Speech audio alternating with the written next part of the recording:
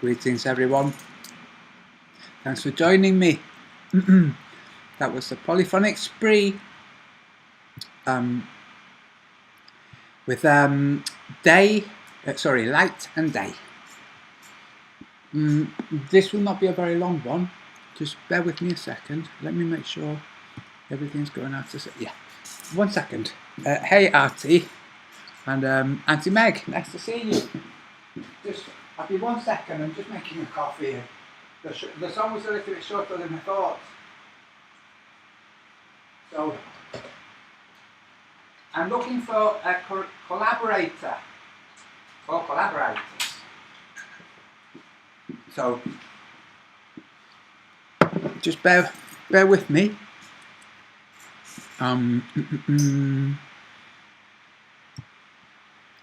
Just give me a second.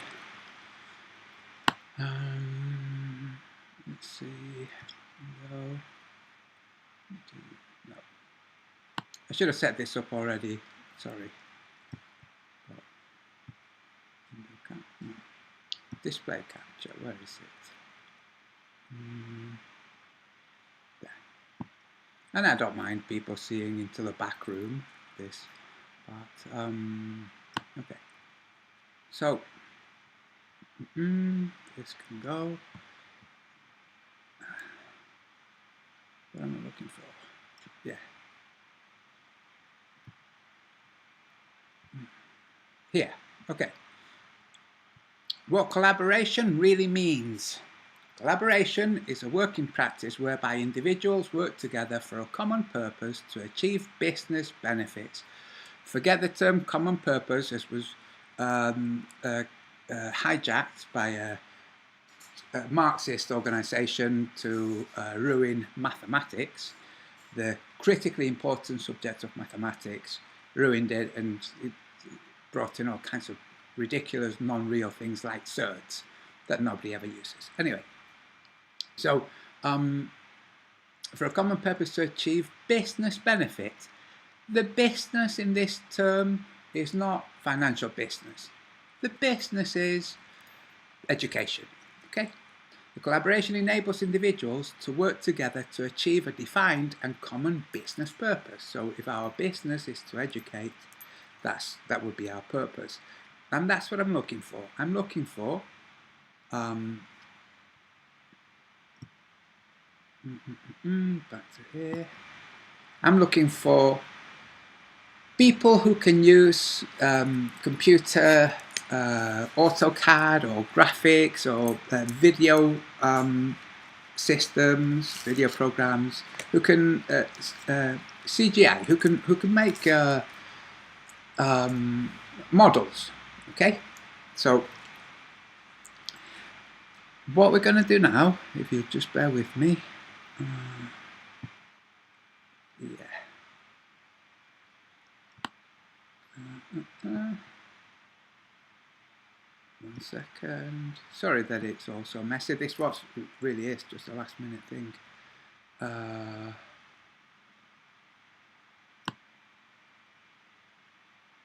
Oh, sorry. I'll tell you what I'll do, folks. No, I can't. Yeah, I can. Make it a little bit more pleasant to look at.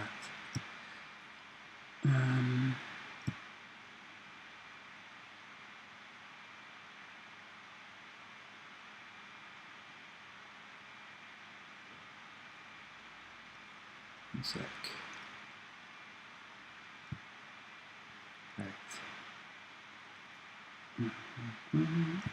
I hope everybody's doing well. By the way, thank you very much for the very kind wishes.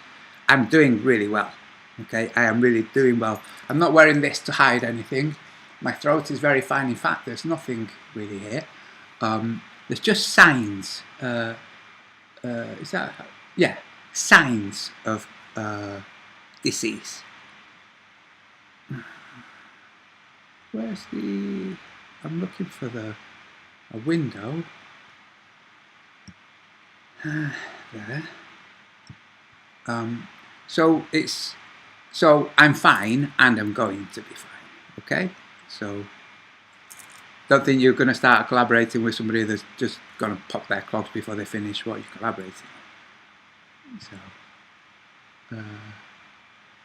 window capture.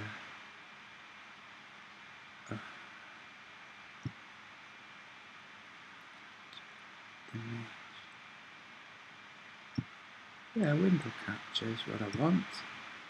And I want some calc. Yes, there you go. Okay. Brilliant. Got it. And I can make this big. I can make the other one small. I can lift this one up a touch. And make this one small. Okay, so this is what I'm referring to. Okay? So I'm looking for somebody who can work with AutoCAD, who can make nice visuals. Okay? Somebody that would be ideal is like Vincent P, who I collaborated with a long time ago, but I think he's busy and stuff. And you don't have to have the top-notch skills. It's just as long as you can make something that's visually pleasing, that's displaying the model that I will be handing to you. So we're going to look at this and then we'll discuss why I'm talking about this. Okay? So this is by Rob Skiba, by the way, one of the very few people in the gang that refused to mirror a certain smear campaign against me. So I have big respect for this guy, because he will have been pressured to do it, and he will have just said no, it's not right. So we're going to watch this. On the left you have the southern hemisphere, sunrise, sunset, well, the sun, and on the right you have the northern hemisphere. So the sun on the Tropic of Capricorn in the left and the Tropic of Cancer on the right. I'm going to play it. In fact, I'll start playing it now. And this is rendered from real world data, okay? And then projected onto a flat Earth map. Now, we're just going to watch it. It's very nice, very pleasant. It seems intuitive. It would be lovely if this is how the world works. It would be very, very simple. It's like, there you go, this is the world. But it isn't. This is not how the world works. So what I want to do is make a model of how the world actually works. And the model that I'm working on covers every aspect of how the world works, including the constellations, including the rotations of the pole stars, including the angles, the 23.4, the 18, all of the angles that apply to the real world, because the angles are true. What's skewed is the idea that the angles apply to a curved surface Earth. They don't. They apply to a flat Earth. Otherwise, the angles wouldn't work. So, as you look on the left, you see the sun making its circle, and it's very interesting, very nice, but it's false. So what I'm going to do now is I'm just going to take it back to January. And this, again, this is Rob Skiba's, okay? So if anybody wants to see it in more detail, if anybody wants to see it in more detail, just go to, I'll paste a link, okay? I've stopped it at Solodun, Ushuaia, okay? So this is what I've done. Actually, I'm going to display the actual things. You can see my cursor. Just give me a second. I think it's this one. Yeah. So I'm not sure right now what you're seeing. I hope you're seeing, I think you're seeing, which is my cursor. Let me just quickly go and check on the other thing. One sec. Sorry, I'm having to, this really is a last minute setup, as you can see. Sorry folks. I'm now looking at what's playing a few seconds delay. Yeah, good. So you see it. Okay, so you can see my cursor. Yeah, let me just make sure that you can see my cursor. Come on.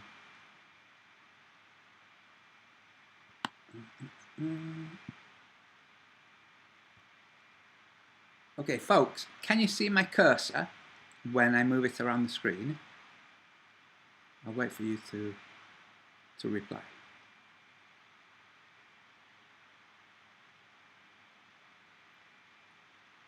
So when I move my cursor across the screen, can you see it?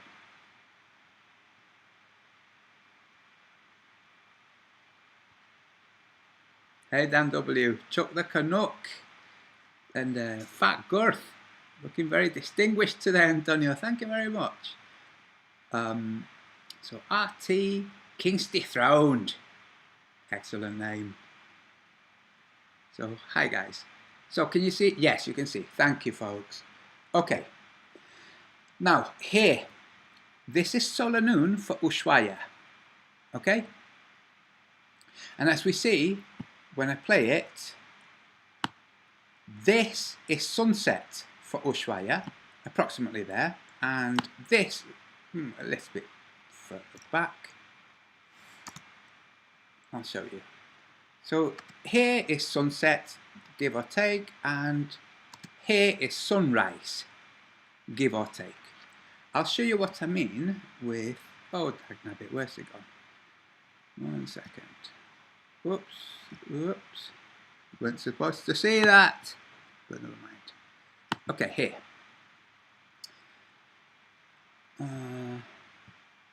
That's something I'm working on, by the way. So, this is a freeze frame, okay, of the solar noon. So, as you saw,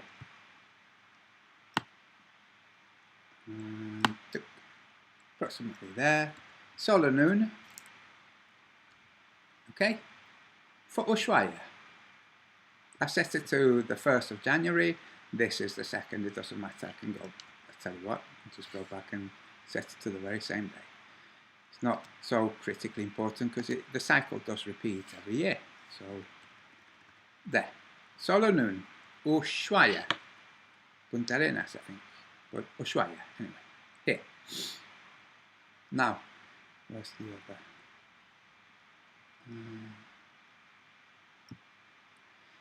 Which is here, okay? So the sun is here, and here's Punta Arenas. So here's Ushuaia, Ushuaia. Here is the sun at solar noon. Now, if we take it to, where is it? No, wrong one. Really, apologies for all the disorganization. Where's, okay. In the real world, okay, this is Ushuaia, just here, very, very bottom of Patagonia. In the real world, so there's no point making a model of something that is not the real world. The globe Earth already makes a model of something that is not the real world. In the real world, we have the sun and the stars and the luminaries, and we have the terrain. And because the sun and stars and luminaries make arcs across the sky, it was assumed that the shape of the terrain was spherical. But all of this was before really any kind of serious understanding of electromagnetism and light. Okay? So we have to bear that in mind. So, when they developed the globe, they were working with candles. That's why the sun was first a fire. Now, this is what in the real world, okay, forget the actual mapping, okay, all I'm showing is Ushuaia. In the real world, there really is a place in the far south called Ushuaia.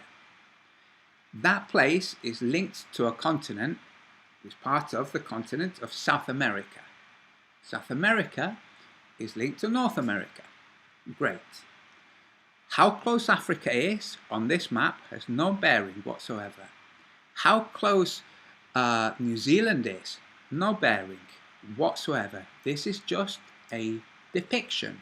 That's all it is. It's a graphic to try to show the land masses and where the sun rises and sets. Okay? And the various different degrees of culmination and the altitude, the azimuth, everything. On the 1st of January, the sun rises here to Ushuaia. It's not an illusion, it really rises here. It goes round here. You'll see that here it looks like it goes up to here. I'll show you. It goes up to there, but if you look at the degrees, at the altitude, it tells you it's 58 degrees. So from the ground, your elevation to the sun, your altitude, is 58 degrees. Okay, we're seeing a top-down view, so it's difficult to determine. That's one of the things I want to show with my model, the actual direction to the sun with an angle, with the actual correct angle. So, the sun is actually on the Tropic of Capricorn.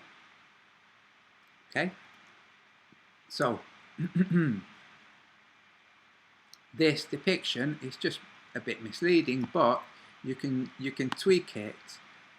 If I show you, if you do this, it comes closer and closer. You see, it's still 58 degrees, but you can take your time and move this until it's literally on the Tropic of Capricorn, pretty much as it is now. Okay, so this is where it rises, it goes round, and this is where it sets. In the real world, like in reality. Now, if we go back to Rob Skiba's, and we have to remember, this is Rob Skiba in the beginning, we're talking some years ago, okay, 2015, yeah? Since then, he will have seen this, and he'll realise it's wrong, but I don't know whether he's busy with other things or if he's interested in correcting it. And if Rob Skiba wants to collaborate, that would be wonderful. I mean, he could even collaborate anonymously if he wants to stay in with the in crowd. I genuinely don't mind. But anyway, here's what we have. The sun here, 58 degrees above Ushuaia. It rose in this direction. It sets in this direction. Okay? Now, if I go back to the image that I had, where is it? Is it here? Yeah. The amount of day that they have in Ushuaia, which I can show you with, again, oh, sorry, I should have shown you already, with some color. Look, the day, the duration of the day, okay, is 17 hours. The day lasts 17 hours. It's the southern summer. And they are at 54 degrees south. So, compared to me, I'm at 53 degrees north. In the summer, we have long summers, long days. Okay? So, they have long days too. 17 hours. Just over 17 hours. Sun rises here throughout the course of the day, goes round and sets here. It's rising southeast and it's setting southwest. Most definitely. It's not an illusion. Now, back to the diagram. According to Rob Skiba's model, which shows the sun making circles over the Tropic of Capricorn, and forgive these circles aren't perfectly circular, I just did it quickly. If this model was correct for Ushuaia to have 17 hours of sun, the sun would have to rise here, or at least in this direction, somewhere along this line. It would have to rise. It would then move to the south, which it doesn't. It moves continuously to the north until solar noon, at which point it then moves to the south. But from this point of view, if you picture yourself standing in Ushuaia with a magnetically corrected compass that points north, so you know your magnetic declination, and you looked at the sun would be to your northeast. And as you watched, it would scroll to your southeast, to your east, then to your north, then to your northwest, continuously until it set northwest. Here, this is where it would set. In the real world, this is where the sun rises, down here. I've made it orange because the sun used to be yellow-orange. It's now white. It's now blue-white, by the way, but never mind. This is where it actually rises. This is the direction, the azimuth to its sunrise. And this is the arc that it makes for Ushuaia.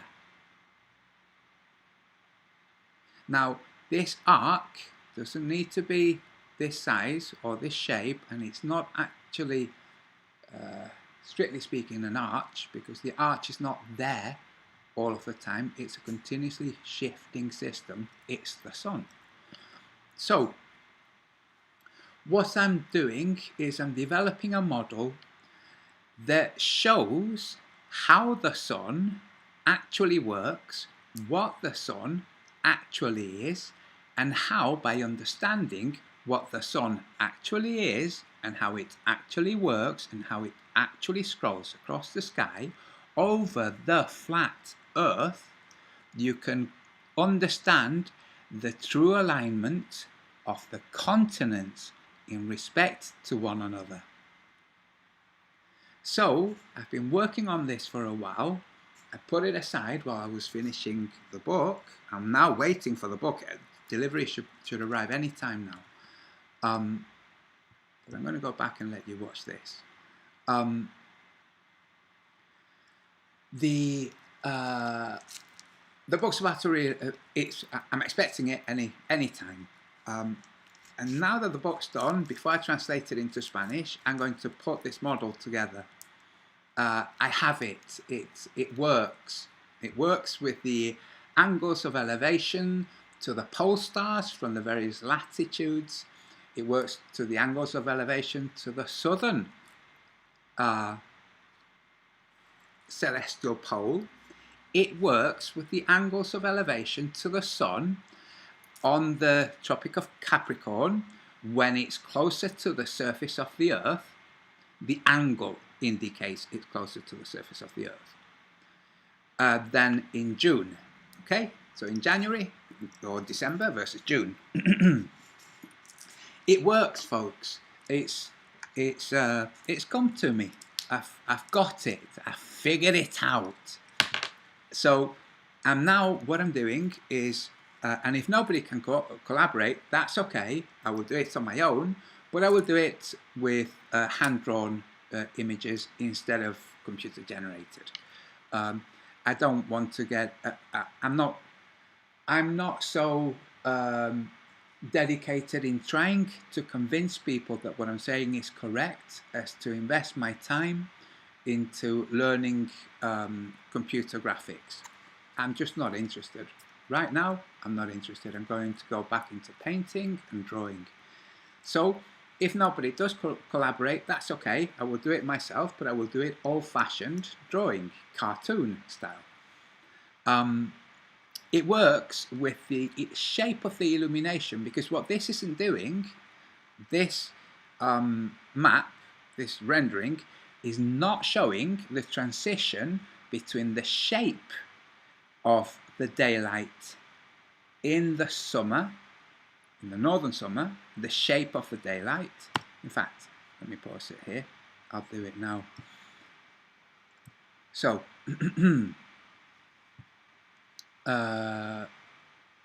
sorry, just bear with me a second.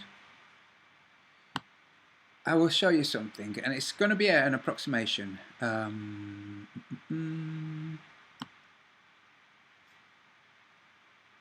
on. Okay.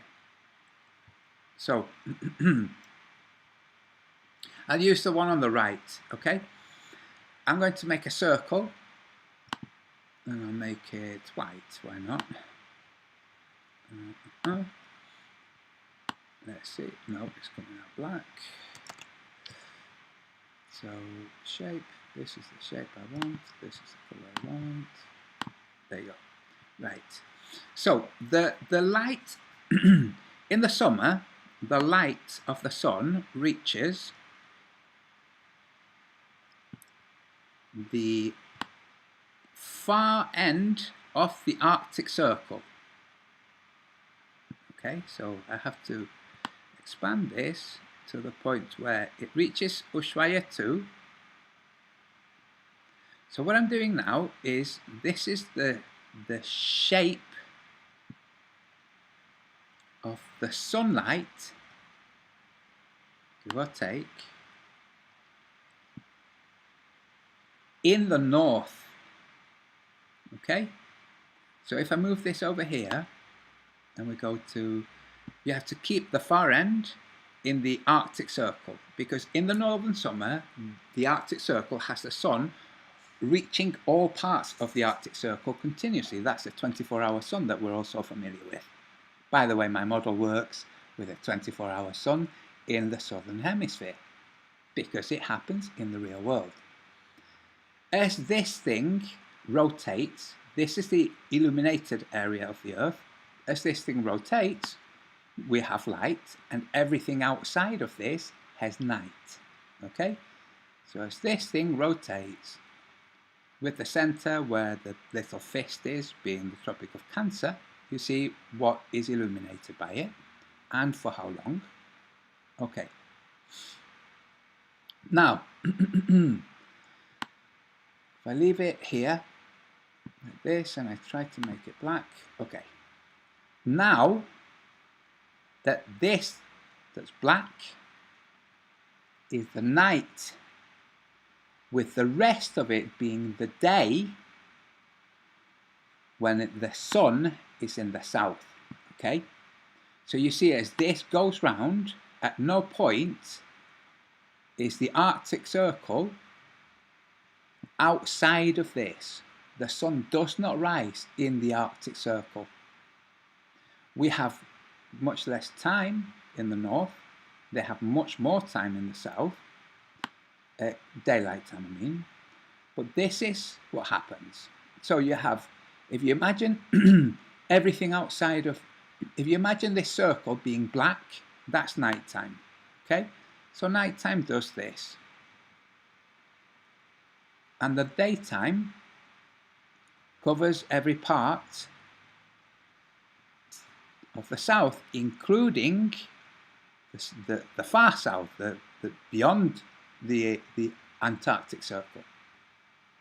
I hope I'm making sense.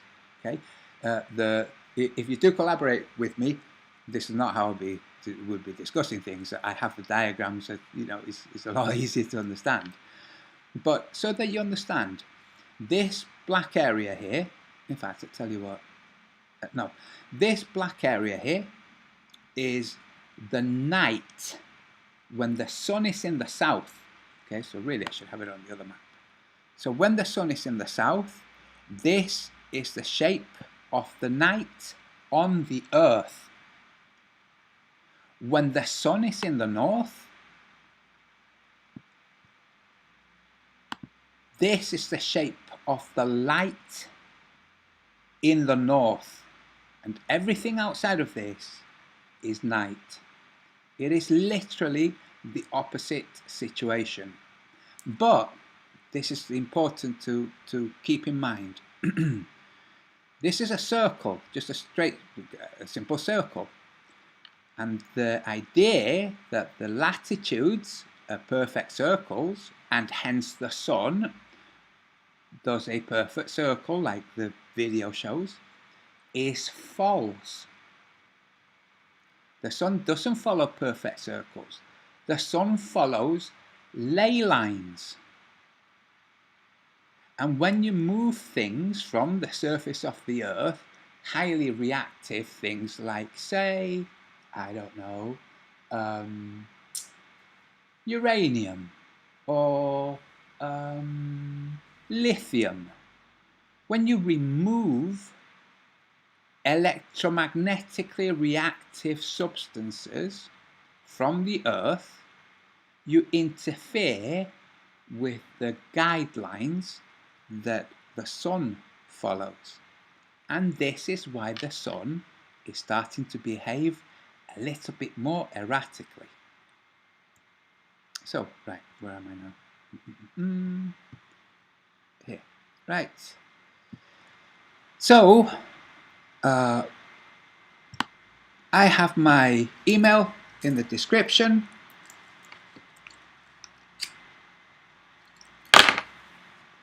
If you'd like to collaborate, I've been sharing details with somebody, Iron26. I hope you don't mind that I said who, but I've been sharing details with Iron26, who has been putting that he's been modelling them, doing a fantastic job. But I'm fully aware of how what's the word? Labour intensive. I'm aware of how labour intensive it is, so I think it's if several people wanted to help, that would be cool, because then there's less labour being you're using up less of your time. So anybody who's interested, send me an email, but please send me an email with an example of your work, okay? And because I won't be sharing this with everybody, I will only be sharing this with people who are collaborating with me. Once the collaboration is completed, once the whole thing is done, and it will be comprehensive, it will be absolutely comprehensive, okay? It will include the constellations, everything, all from indexical points of view. No one world view, not one world here and this is where the sun is, because that doesn't happen in the real world. Okay, that's an idea, that's a cartoon idea from the globe. You cannot see everything at the same time.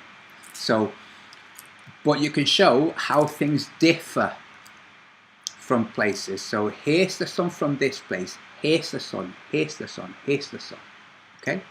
And here's the sun rising and setting. So this is the point of the model. The point of the model is to show how things are in the real in the real world, from real locations, how it really behaves, including the I want to say anachronisms, but they're not really anachronisms. The glitches, okay? Like when the sun is going up in the sky, yeah, and you're watching and you're doing a sun tracking and you're going up in the sky and you're looking at your shadow and you're seeing that it's going up in the sky, and suddenly it stops going up and it goes flat, and then it goes up again some more. And you go, what the heck happened there? What kind of air turbulence caused it to remain flat for a short while, as we see with the shadow, and then to go long again? All of those things, all of them covered, okay? So I'm now going to go in the chat, see if anybody's interested. Let me close Windows and whatnot. Let me paste a link to Rob Skiba's thing.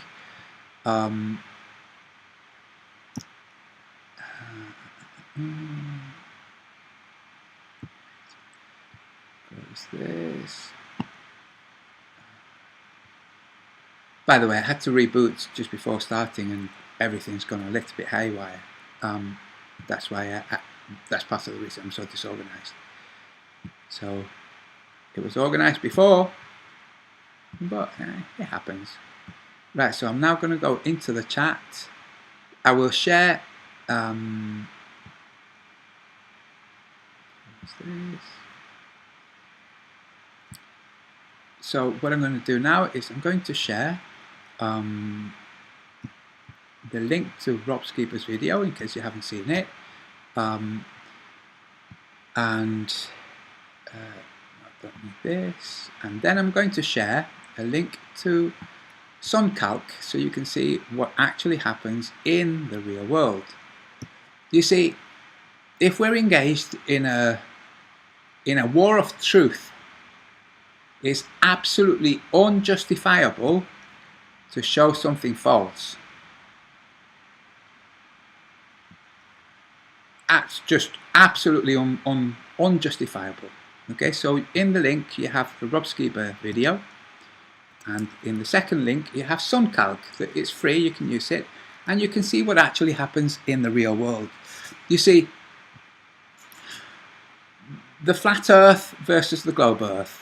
Okay, the globe Earth has a lot of manpower, a lot of propaganda, a lot of brain power into composing the actual model. Okay, they had to put this patch on it called relativity for all the aspects to which it does not relate to reality. So the model doesn't actually match reality, so they brought in relativity to say, oh no, it's just because reality is just a point of view. So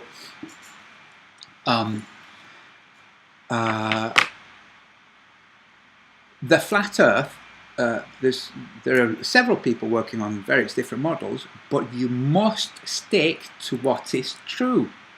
Not just what you hope is true or what you believe is true. There's no point talking about suns under the Earth. There's no point talking about maps on the moon where you've distorted things. I know what the maps of the moon are. I explain it in the new book.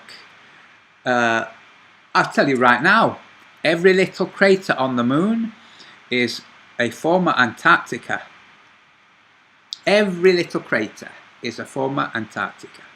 And then the more long-lasting worlds, the sky rotated over, left a bigger imprint in the electromagnetic system that we call the sky and reflects through the moon. And that's the patches. So, and I will show it one day. And they're overlaid with each other. Every time that the sun faced out and reignited, it imprinted like on a hard drive.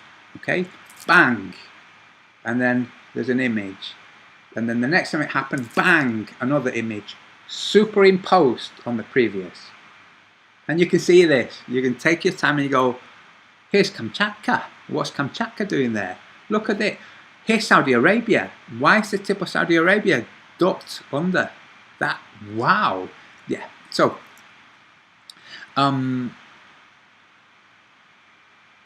Daniel Metz, salir al aire con tabaco ya está fuera de moda. No sé lo que quieres decir. Okay, so I'm now going through the chat to see how this is going down.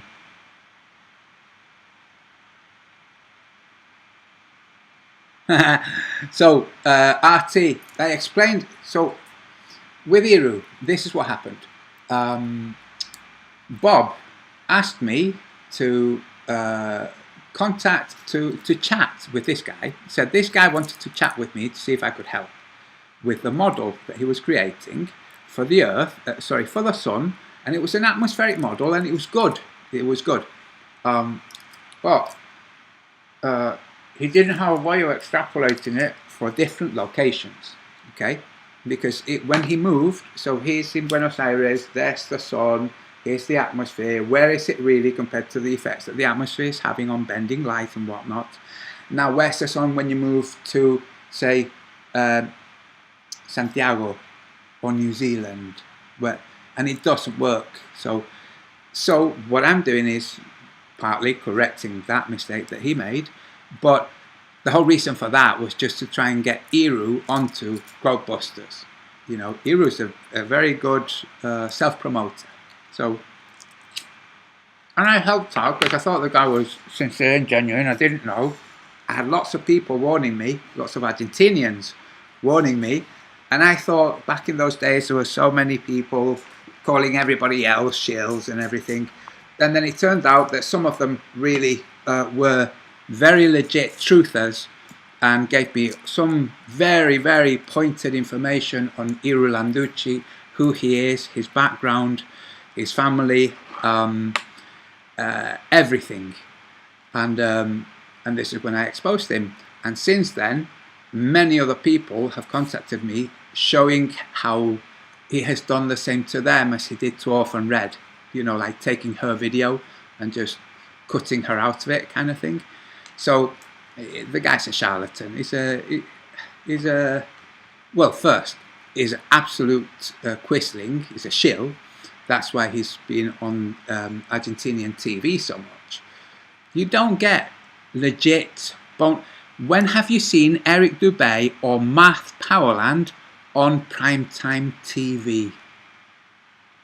Never. When have you seen me on primetime TV? Never. Why? Because we're not shills. Now, this doesn't mean that everybody that's been on primetime TV like ODD TV is a shill. Because the way shills work is they surround themselves with legit people. Otherwise, it would be really easy to identify. It's like if it was just it's like this. When there's a demonstration and you get agents provocateurs, they dress like the other people so that they blend in. It's the same with the shills and the quislings. That's what they do. They surround themselves with bona fide people.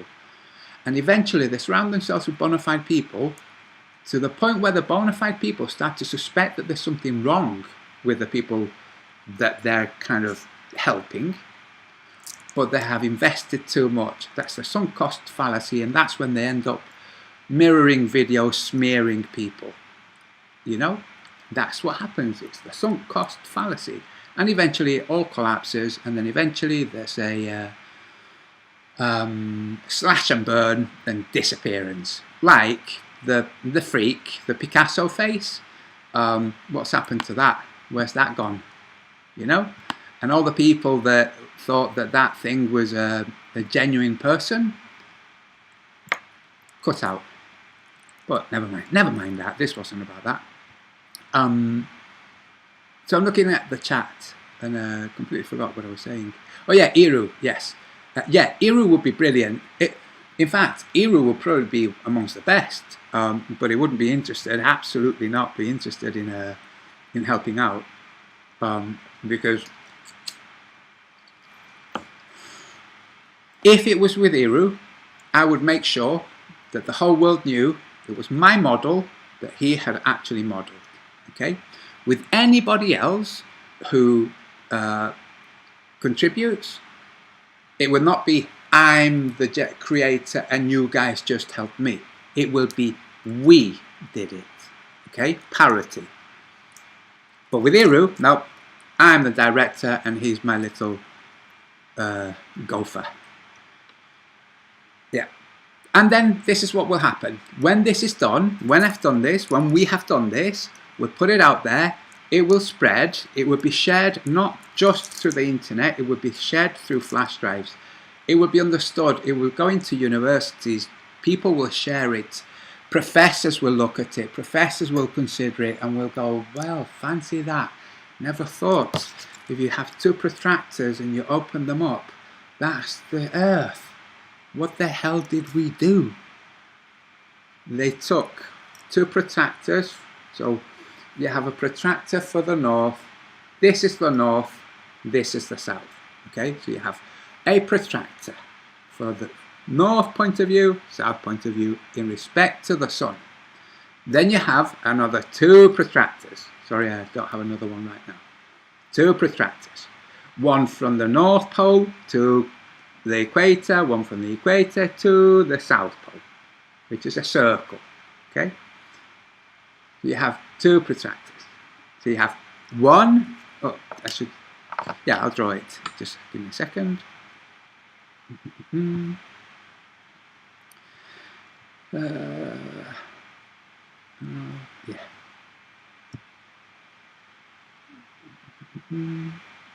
Did I have display capture? Yeah, display capture, there you go.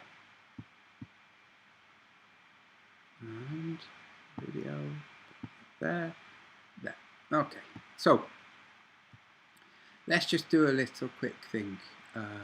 Shapes, straight line for the plane, okay? For the infinite plane, as far as we can determine, and this, for anybody to say it's not infinite, it's like, okay, explain what makes it finite. So that's the infinite plane. I'm going to just take a little portion here and say that this is the earth pond. Okay, this is just playing the role of the earth pond among all of the other infinite number of ponds of various different sizes. Not arrayed in circles concentrically like we are the center of the universe. Sillies. Every single pond is the center of its universe. Every single pond has its pole star. Okay? Now, here we have the north, just here. Right. Give or take. Wait, let me do it a bit better. So we have the north, and we have the dome, what people refer to as a dome. It's not a dome. It's just the idea of a dome came from the religions that weren't sure what the heck was going on with the world, so they were talking about what it could be, what could things be. Okay, so in a recent video I showed that if this is the 26,000 mile diameter of the Earth, the dome is more like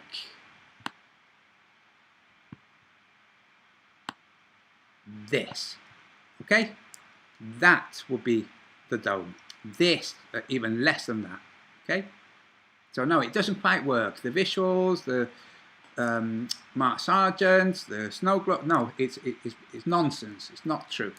Okay, but this that looks like a dome here is a protractor. You can look at, from the north, you can look at any point that's visible on the protractor. From the south, you can do the same. So you can put another protractor here and so on. Now, this would be a world protractor from south to north. Sorry, from south over north to south. Now we have another protractor, which is, whoops, sorry, the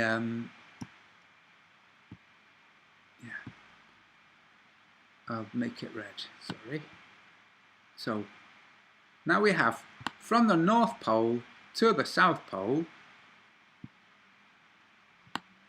a protractor. Okay, on both sides. So, oops, I hate it when it does that. It's a very strange little thing. If you don't hit the line on the end where you last detached, does this weird shape. So this is the world. Okay, it's kind of simple. When you see it, it's simple. You go, oh wow, that's cool. This is it. Okay, from the north to the south. Here we have. Might not work properly, but.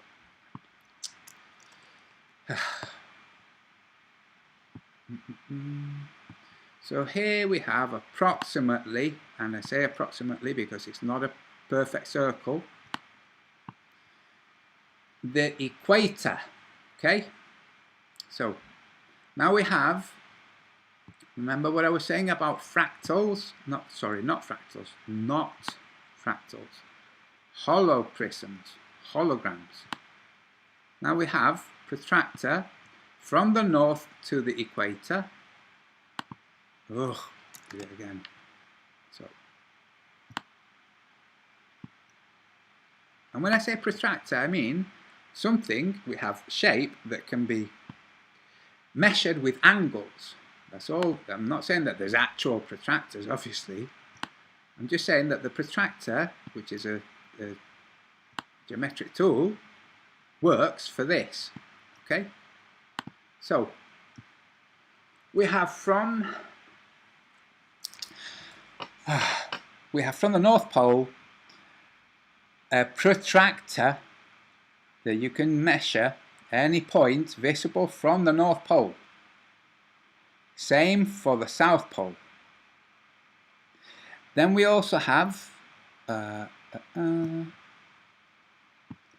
Tropic of Capricorn, about here, Cancer, and the Tropic of Capricorn about there. Let's say, I'm being a little bit like vague, okay? Not vague, lazy. And we have from the north, okay, oh sorry, I forgot. And then we have the Arctic Circle, okay? So I'm going to leave this here. So this is the Arctic Circle, give or take. In the northern summer, we have the light of the day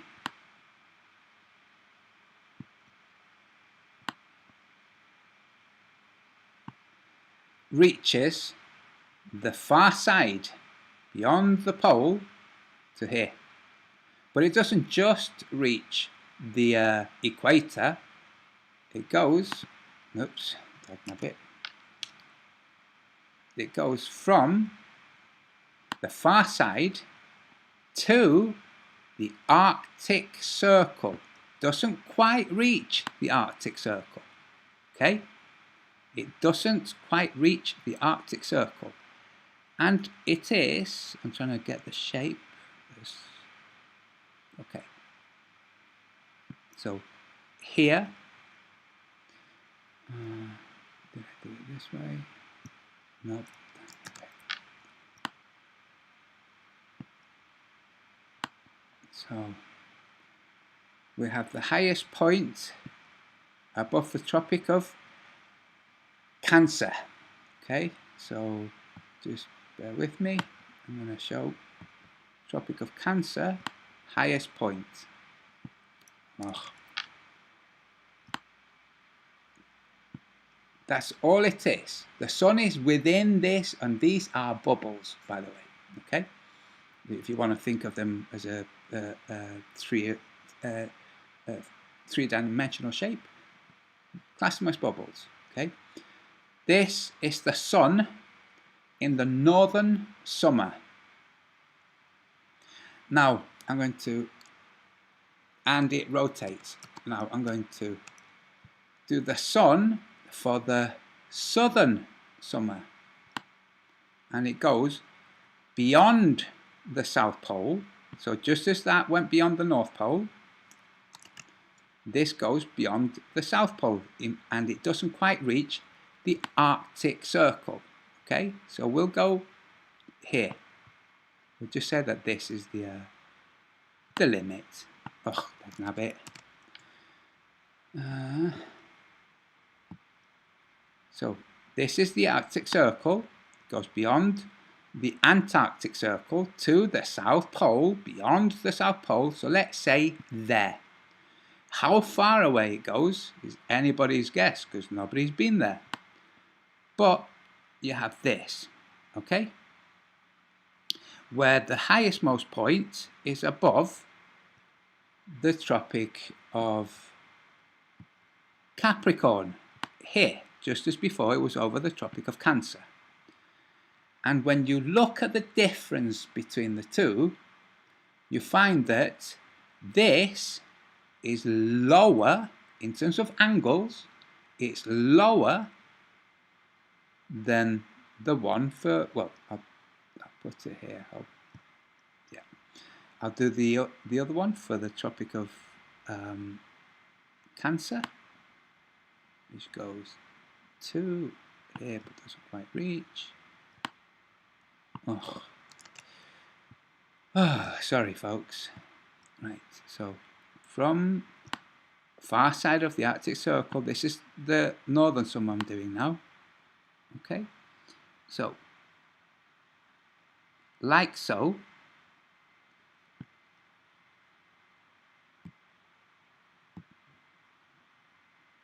And you'll note when you do this, you see that this one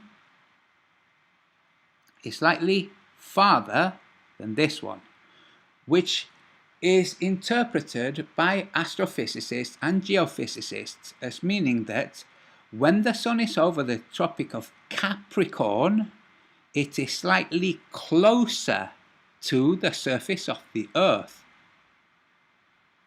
So all of these things I'm putting together in a way that's easy to interpret for model making. It's also easy to interpret for as illustrations. So I would be making it into a cartoon, you know, an old-fashioned animation. If nobody can help, if people can help, cool. So that's what I'm looking for. I'm looking for somebody that can help with taking the images that I will send one by one. So one image, render that, one image, render that. So, and each image obviously is going to have a combination of a variety of instructions. It is like a draftman's schematic.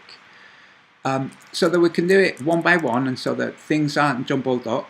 And I think it would be really cool if like 12 people got together and all did the same. So let's say at the end of the month there's 12 people willing to help. Okay, they send me a sample. I go, cool, here's your first thing, and I do that to 12. Okay, and they all do the first thing. We look and we compare all of them. We show all of them. I don't discard any. Okay, if there's any errors, then I say you need to correct these errors. But we show it. We could end up with something really, really cool. But the most important thing is that it will remove the ideas that people have, which is that the Earth is a sphere because the sun and the stars and the lights in the sky all reflect sphericity. That's what they see arcs and they think it's because we're rotating. And with all the brainwashing that goes on, we were all those guys. We all thought that, okay? But to understand what it really is, it's just like, no, dude, no. We're not rotating and the place is a ball. The place is flat, and what's rotating is the electromagnetic fields, the arrays above us. And you can replicate in the lab, you can replicate the sun. You can replicate the curving of the airy beam. You can replicate the interference of an airy beam on a Gaussian beam. Okay? It's true. What I'm telling you guys is true. And the model that I'm making is the true model. In fact, it's a model, but it's not. A model really is a representation. So it is a model, and some people discard it, say, oh, it's just a model. Say, whoa. We're doing just a model. You know, before they make a car, they make a model of a car, right? So it's a depiction, it's a representation. Only this model is a representation of the world as it actually truly is, with all the phenomena as it actually truly happens, including all the things that have been compartmentalized in academia, so that people study geophysics, and astrophysics, and planetary science, all in different slivers. Okay, this puts everything together, and it ends up being the only appropriate description for consciousness. I will see you all again soon. Bye bye.